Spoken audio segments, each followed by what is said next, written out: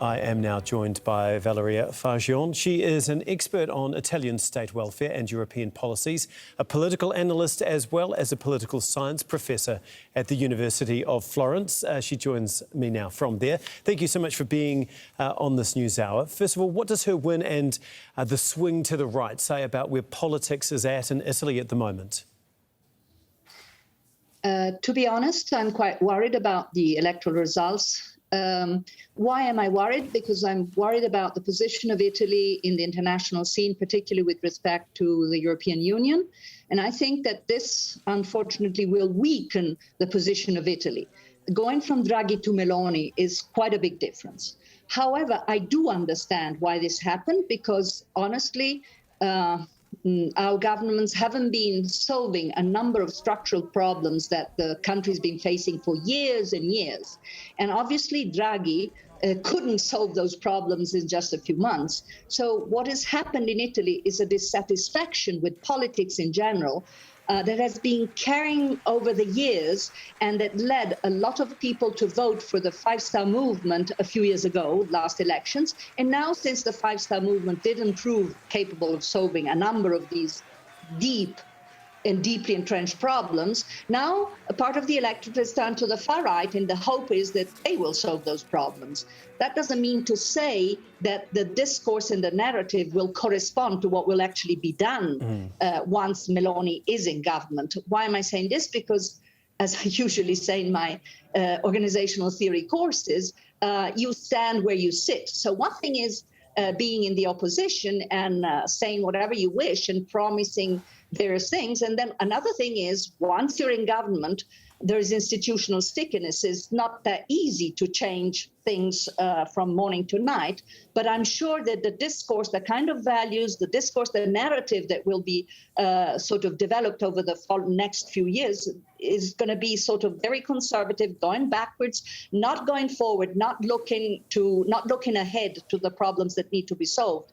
However, despite this institutional stickiness that I'm referring to, which means that we not necessarily will have major changes, we also should consider the fact that there are great differences inside the far-right coalition. If you just consider the fact that the three main parties in the far-right coalition belong to three different political groups in the European Parliament, and just consider their position over a vote with respect to Hungary. Now, whereas Forza Italia, Berlusconi's party, supported a condemnation of what's going on in Hungary, on the other hand, you had the other two parties, Meloni's party, Brothers of Italy, and the League, voting against. So even in the international scene, you have very big differences. But also, if you look at internal policies and what they're proposing, you see that there are differences. So it will not be that easy for them to actually, one thing is to say, we're here to win the elections. Another thing is we're here to govern. OK, so how do you think that she's going to be able to hold that coalition together? Do you think that she will be able to? I don't have a crystal ball, so I really don't know. She's very strong. She's very determined.